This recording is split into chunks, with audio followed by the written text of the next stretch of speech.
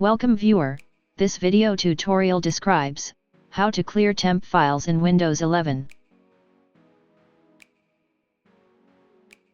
Delete %temp folder.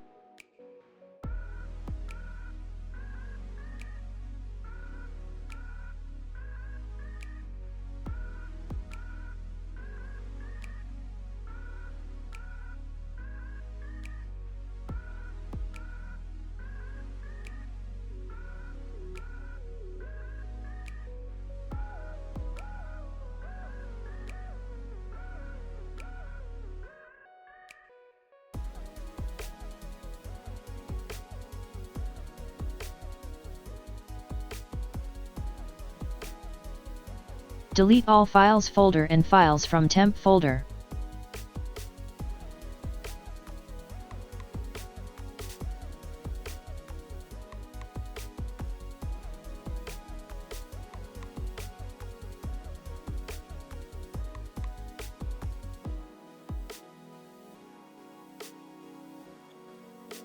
I hope this tutorial helps to you.